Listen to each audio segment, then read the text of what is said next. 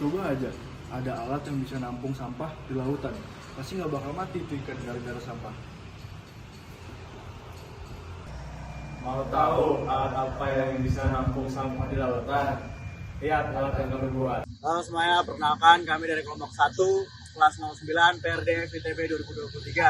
Pada kesempatan kali ini kami akan menampilkan video mengenai prototipe yang telah kami buat. Sebelumnya kami akan memperkenalkan diri. Saya Muhammad Fitri Rentua dengan NIM 163235354. Saya Muhammad Yunus Rahmani Budiarso dengan NIM 163233004. Saya Davin, NIM 163232449. Saya Asal Putri, NIM 1632329. Saya Stefani, NIM 163233129. Dan Junan dengan NIM 1632329. Saya Faisal Tigul 1632379. Saya Muhammad Dian Fadilah 163233104. Saya Raikal dengan NIM 059. Kami dari kelompok 1 membuat perangkat berupa floating trash bin yang berfungsi untuk mengambil sampah-sampah dari permukaan air. Prototipe ini terinspirasi dari proyek Seabin yang ada di Australia. Berikut adalah penjelasan cara kerja Seabin yang ada di Australia. Seabins are an innovative technology which use an electric pump that constantly skims and filters the surface of the water. The submersible water pump is capable of displacing 25,000 liters per hour. Water is sucked in from the surface and passes through a catch bag inside the Seabin. Seabins collect floating debris such as macroplastics, microplastics as small as 2 millimeters, microfibers, hydrocarbons, and contaminated organic waste like seaweed. By collecting floatable litter, these Seabins are cleaning up False Creek.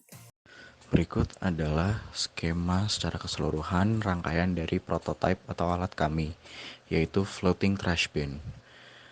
Untuk komponen utamanya itu, kami memakai ember yang kami modifikasi sedemikian rupa sehingga dapat berfungsi dengan baik.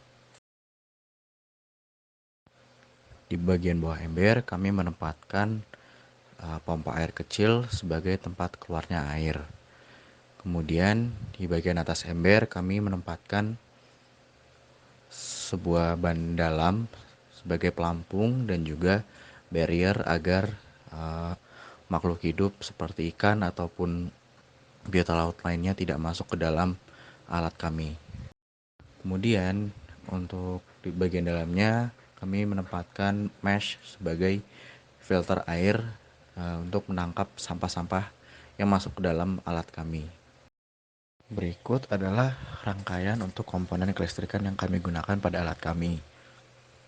Untuk rangkaiannya sendiri, yang pertama ada linear aktuator yang dikontrol oleh sebuah driver motor yang mendapatkan tenaga dari sebuah power supply 12 volt. Driver motor ini terhubung dengan Arduino Uno yang telah kami program menggunakan kabel jumper. Kemudian untuk mengontrol pergerakan dari linear aktuator, kami menggunakan push button yang tertempat pada breadboard yang juga terhubung ke Arduino Uno. Untuk penjelasan setiap komponennya akan dijelaskan pada bagian berikutnya. Yang pertama adalah linear aktuator. Linear aktuator pada dasarnya adalah sebuah motor yang pergerakannya adalah memanjang dan memendek, tidak seperti motor biasa yang pergerakannya hanya memutar. Linear aktuator ini bergerak berdasarkan kepulan listrik yang dialirkan. Kepulan listrik ini diatur oleh komponen selanjutnya, yaitu driver motor. Driver motor adalah sebuah komponen yang dapat mengatur kepolaran dari listrik yang dialirkan. Driver motor ini kepolarannya dapat dikontrol melalui sebuah Arduino Uno yang telah kami program sedemikian rupa. Berikut adalah program yang kami buat.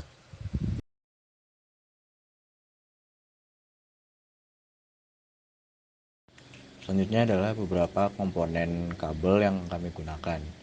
Yang pertama ada kabel printer atau kabel USB A to USB B. Ini digunakan untuk menghubungkan Arduino Uno baik dengan komputer untuk programming maupun untuk power supply dari adaptor. Kemudian ada kabel jumper dengan beberapa tipe, female to female, male to male dan juga female to male. Digunakan untuk menghubungkan antara Arduino Uno, breadboard, dan juga driver motor. Kemudian juga ada beberapa kabel merah hitam seperti biasa dan juga ada kabel konektor. Berikut adalah sedikit demonstrasi dari alat kami ketika ditempatkan di perairan untuk mengambil sampah-sampah yang mengapung di perairan. Sekian video dari kami, kurang lebihnya mohon maaf. Dadah.